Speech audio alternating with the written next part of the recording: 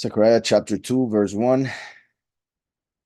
And I lifted up my eyes and looked and saw a man with a measuring line in his hand. To measure is to judge. So when measuring happens, is because judgment is coming. So, and I lifted up my eyes and looked and saw a man with a measuring line in his hand. And I said, where are you going? And he said to me, to measure Jerusalem, to see what is its width and what is its length.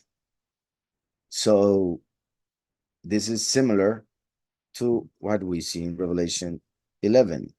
And a reed like a measuring rod was given to me, and the messenger stood saying, rise and measure the dwelling place of Elohim and the slaughter place and those who worship in it. Right? This was in Jerusalem. But cast out the cord which is outside the dwelling place, and do not measure it, for it has been given to the nations, and they shall trample the set apart city underfoot for 42 months. The set apart city, which is what the man in ZecharYah is sent to measure.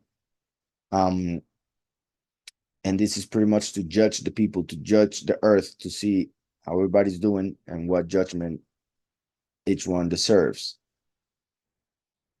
Also, here's talking about the second temple, where there was an outer court that was built by Herod. And Yahweh is telling him, do not count that part. For the slaughter place would be in the inner courtyard, which was the actual temple court. So let me go back to Zechariah 2. And I said, where are you going? And he said to me, to measure Jerusalem, to see what is its width and what is its length. And see, the messenger who was speaking to me was going out, and another messenger was coming out to meet him. And he said to him, run, speak to these young men, saying, Jerusalem is to remain unwalled because of the many men and livestock in it. For I myself am to her, declares Yahweh, a wall of fire all around, and for steam I am in her midst. So it's talking about what he would do in that time, which is actually the time of Nehemiah, which we see it is when they built the wall of Jerusalem. So making reference to how we could say eventually there won't be a need for a wall, because there will be no attacks, there will be no sin, no evil, no injustice, and because Yahweh will be our protector, even if there was a possibility, because free will remain.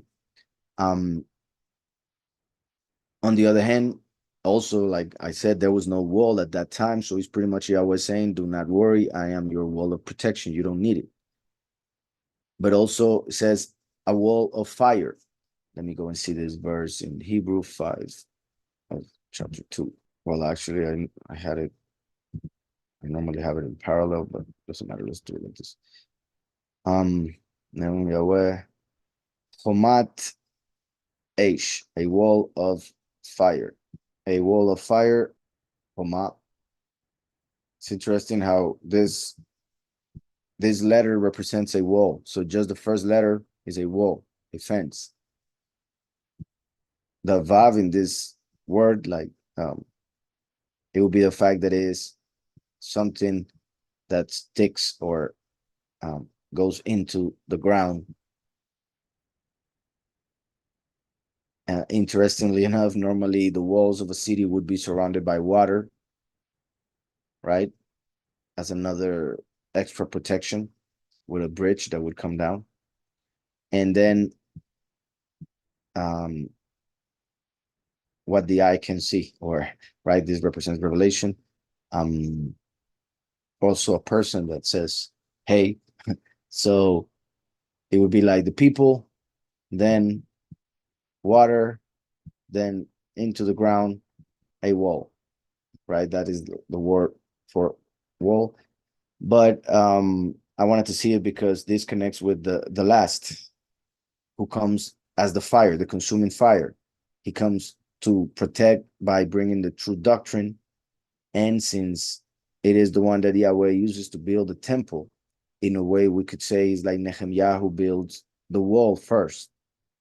So there's a protection first that is done by building the wall through the Ruach HaKodesh, the true spirit of truth, the true doctrine. And after that wall is built, then the temple can be built, which is the actual congregation where the chosen few will be sealed, because the chosen few will be sealed starting from the first trumpet, because the seals need to be open in order for Yahweh to know, well, actually for the creation to know who are the ones who will be sealed. So the seven seals need to be open, and then the chosen few will be sealed on the foreheads. So that happens during the trumpets. So in a way, we could say that during the seals is when the wall is being built. And now that I say that, it's interesting as well, because there is a connection between seal, one of the words for seal, and this word for wall. You see, chotam. So chotam, seal, choma. So the first two letters. And in fact, if we see where I got this word from, you see how it says the concordance gave me choma, which is the root or the normal way to write it. But in the Torah or in the actual book, it says chomat esh. And the reason why is because it ends with that letter hey. And when he's talking about possession, as in this case, well, the fact that it is a wall of fire, since there is no letter or word for in what in English would be off water. In this case, it is by changing the letter hey for a letter tav. If it was a letter mem, it would be just taken out. And if it's any other letter, it doesn't matter, it just remains. So by being together, the two words means wall of fire. Like I said, because it ends with hey, it is changed to tav. So look at that. Het, vav, mem, tav, right? Het, vav, mem, tav. This one right here. And seal is chen, vav, tav, mem. So the same word, but these two ending letters are switched, right? And this would be the fence or the wall, who comes as the Son of Man in the end to seal the chosen few and to close the creation. And I say close because remember the mem, when he's at the end is like that, and it represents when the world will be finished. For before that, it is this way, which is open. So this represents Mashiach the first, and this would be Mashiach the last. Mashiach ben David, Mashiach ben Yahusef. So yeah, the one who seals is the wall. So hopefully that was understood. I found it interesting how it is the same word. And also if we see it like this, we could say the wall. And I also wanted to say the head is the number 8, so it connects with a new beginning. So, and also to separate. So to separate like a fence or a wall, to protect, comes the Son of Man at the end of the 40 Jubilees with the water of life, which is the testimony of Mashiach, which is the cross, right? The Taf. Obviously, we can see Mashiach there as well, very clear. Since Mashiach is the word, we can see that he who comes to separate us from hell, from judgment, separate us from the world, is the Son of Man who was nailed, being Mashiach and the water of life, to the cross.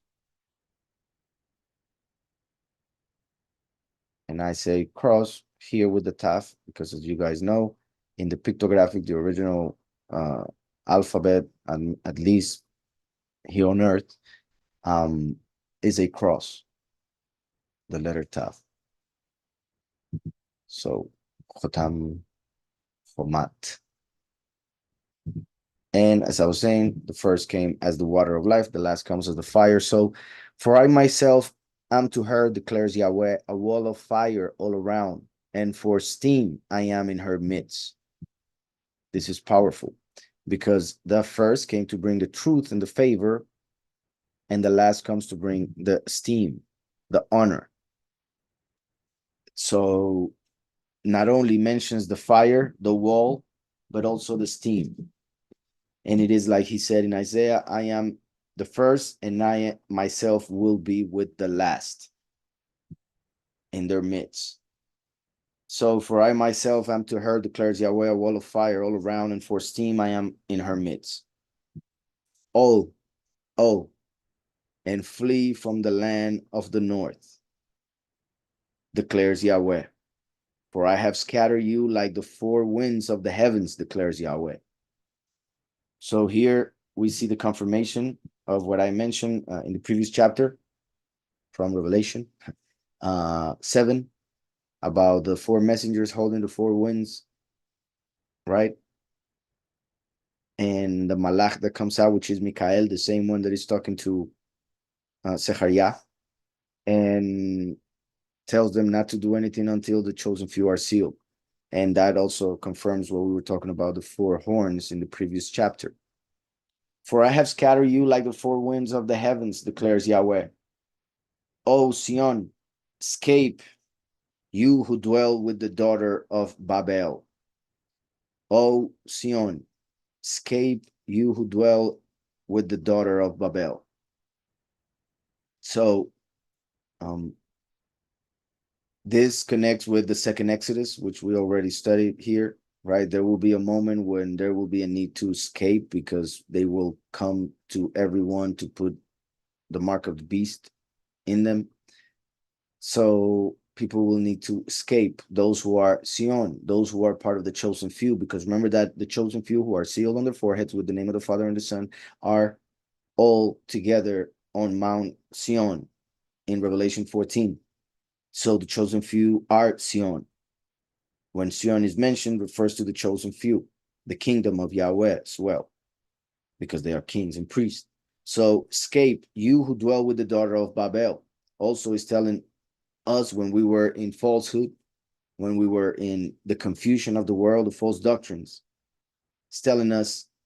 was telling us to come out of Babel. Just like if someone lives in a, for instance, obviously having and I'm going to mention this because it is how many people interpret this verse. If one lives in a country which one knows that is going to go down, obviously Yahweh will be gathering everyone from the four corners of the earth as it is written, so he will protect everyone everywhere. But if someone has the chance and has the knowledge of where he's at and where he should be, etc., one should act as Yahweh is telling here, because of the sins of those nations that will bring them destruction very soon. So, O Sion, escape, you who dwell with the daughter of Babel. So also something interesting, like I said, Sion are the chosen few who were scattered to the four corners of the heavens. So how interesting that he's saying, Sion, escape, you who dwell with the daughter of Babel. Just like Israel was in Babel for 70 years before going back to Israel after the Persians conquered Babel.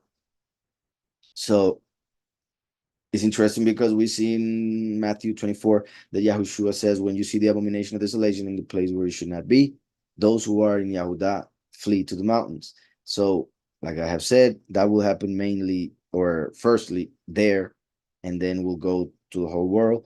But Yahudah are the chosen few, just like Israel are the many. So Sion is a place, but it represents a people. What people? Those who are scattered across the four corners of the earth, which is controlled by Babel, confusion. So it talks about Sion escaping from Babel. Just like nowadays, many should escape Babel, not only the confusion of doctrines, but also certain places. For thus said Yahweh of hosts, for the sake of steam, he sent me to the nations which plunder you. For thus said Yahweh of hosts, for the sake of steam, he sent me to the nations which plunder you. For he who touches you touches the apple of my eye. He who touches you touches the apple of my eye. This is powerful. For thus said Yahweh of hosts, for the sake of steam, he sent me to the nations which plunder you.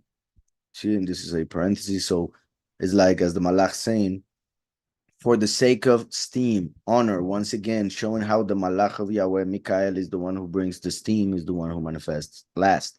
For Yahushua brought the favor. And that we see in Exodus 33 very clear when Moshe requests from Yahweh to know the way and then to know his steam, to see his steam. So, for thus said Yahweh of hosts, for the sake of steam, he sent me to the nations which plunder you. So, well, and I find this very interesting again, because just like Mashiach came from Israel, the last would come from the nations. Just like the people of Israel were scattered, the last would be born in one of those nations where the people were scattered. In fact, in the book of ZecharYah, the main representation of the last is Zerubbabel, which means born in confusion, sown in Babel. So, for the sake of steam, he sent me to the nations which plunder you. For he who touches you touches the apple of my eye.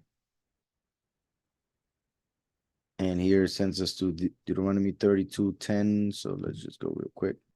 He who found him in a wilderness and in a wasted, howling desert, he encompassed him, he made him understand, he watched over him as the apple of his eye. As the apple of his eye.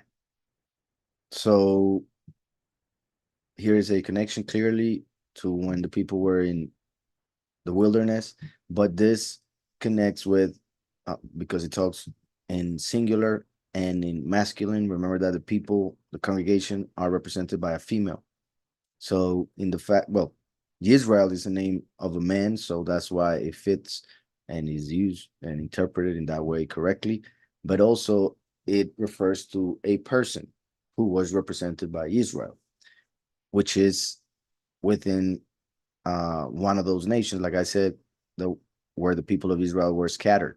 So he's in the wilderness, and not only in the fact that he's in one of the nations and not in Israel, but also the fact that he would be in the apostasy, in a false doctrine, wilderness, in a wasted, howling desert, which is the Christian doctrine, for instance, or, well, just every religion nowadays.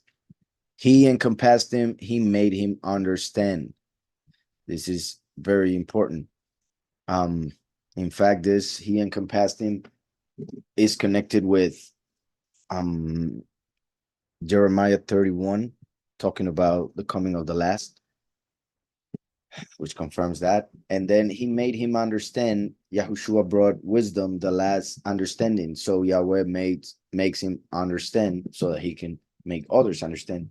He watched over him as the apple of his eye. Now, let's go to concordance. We were on verse 8. So, Einu, or Eino, his eye. But you see how I is Ain, right? Ain is also a fountain. See, a spring fountain. And Ain starts with the letter Ain. The name of this letter is this, Ain. So this is an eye. which has the numerical value 70. Just like the all-seeing eye, an angel was given authority over the 70 nations. And well, there's a lot that could be said about that, but I will continue. For thus said Yahweh of hosts, for the sake of esteem, he sent me to the nations which plunder you, for he who touches you touches the apple of my eye. And I'm sorry, something else. Bava, the pupil, well, the apple, the pupil of the eye. So obviously the main point here is how careful one is with that part of the eye, how much it hurts, and how much one protects that part, the same way Yahweh feels about us. So, continuing. For look, I am waving my hand against them, and they shall become spoil for their servants. And you shall know that Yahweh of hosts had sent me. So just like Babel became spoil for those who would serve before and now became their leaders, the same way what Yahweh will do in very close future, when he will bring all those who have authority over this world, who control this reality, and he will put them under as servants. Some of them won't be able to make it, not even as servants, but others will, and they will serve the people of Yahweh forever. So, for look, I am waving my hand against them, and they shall become spoil for their servants, and you shall know that Yahweh of hosts had sent me. Sing and rejoice, O daughter of Zion, for look, I am coming, and shall dwell in your midst, declares Yahweh. This is powerful, and this is something that I also find amazing, how Yahweh is so clear, yet a lot of people reject it, reject the interpretation, the prophecy, the words of the scriptures, just to follow whatever doctrine they were told without any foundation in scripture. And here, well, my point is mainly referring to the two manifestations of Yahweh, first and last. Obviously, like I already said earlier in the first chapters, Yahweh sent Zechariah to prophesy about the time in which they were living, and about the coming of Mashiach, and about the two witnesses, meaning the coming of the last with Eliyahu, the second manifestation with Eliyahu. So Yahweh, many times in the book of Isaiah, he says it, and now we see it here as well. Sing and rejoice, O daughter of Zion, for look, I am coming, and I shall dwell in your midst.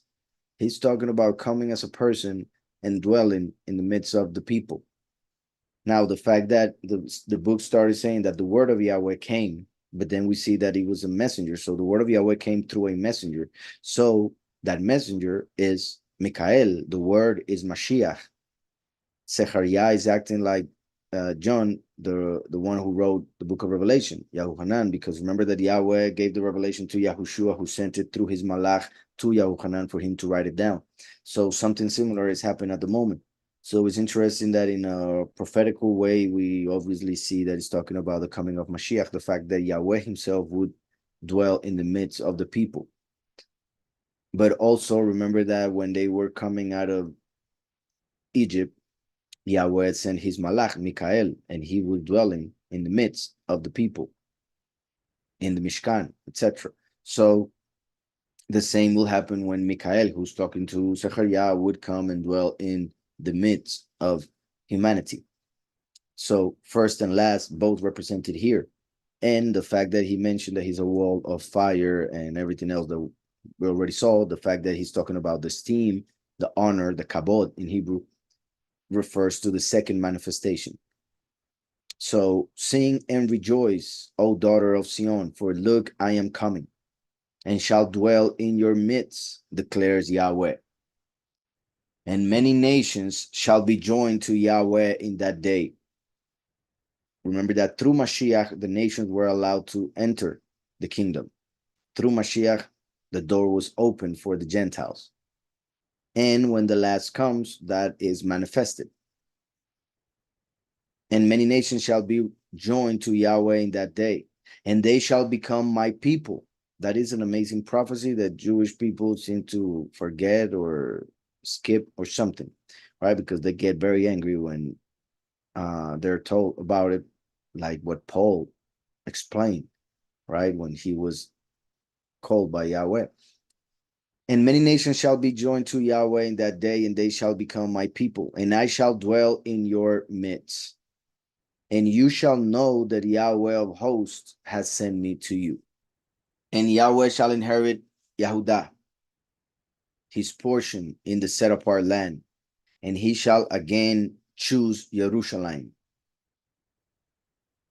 Hush, all flesh, before Yahweh, for he has roused himself out of his set apart dwelling. That is beautiful. Hush, all flesh, before Yahweh, for he has roused himself out of his set apart dwelling. Right? And that is to come to the earth, to be in the midst of his people, as he just prophesied. And that's how the chapter ends.